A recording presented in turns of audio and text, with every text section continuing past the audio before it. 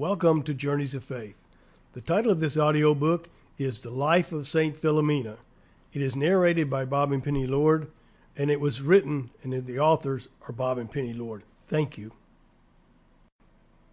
Hello, family, and welcome. We're Bob and Penny Lord. Why a story about a little saint of chastity? We're horrified that children are committing murders, often their own parents. I guess they figure if Mommy could have killed me in her womb, it's fair game that I can kill her. If it's all right to help someone commit suicide out of compassion, I guess it's not murder if I help someone die. Childish thoughts?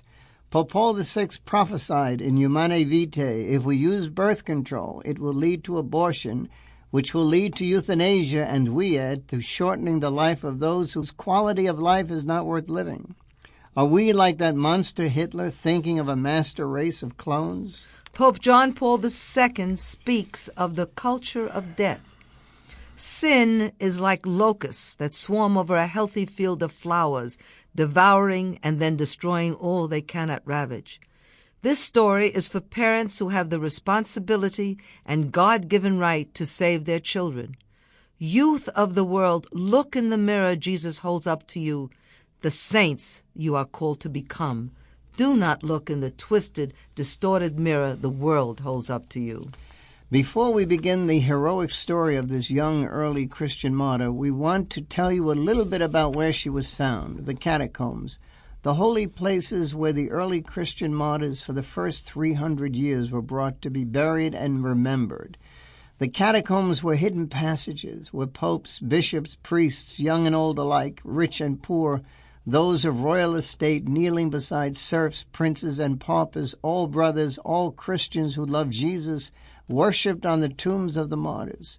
Partaking of the one body, blood, soul, and divinity of Christ in the Eucharist, they did so knowing that someday their tombs would serve as altars for other Christians. For in the early church, Christians like Saint Philomena knew that to be a Christian was to surely die a martyr's death. After the pagan sport festivities, watching lions rip apart and mangle the precious bodies of Christians were mercifully over, families were allowed to take the remains of their loved ones to be buried. As pagans would not venture down into the catacombs, fearing they would get lost in the maze of winding paths, Christians felt confident the bodies of their loved ones would not be desecrated. Persecution of Christians began in Nero's time, from 54 to 68 A.D. There is clear evidence that catacombs existed from as far back as 19... Sample complete. Ready to continue?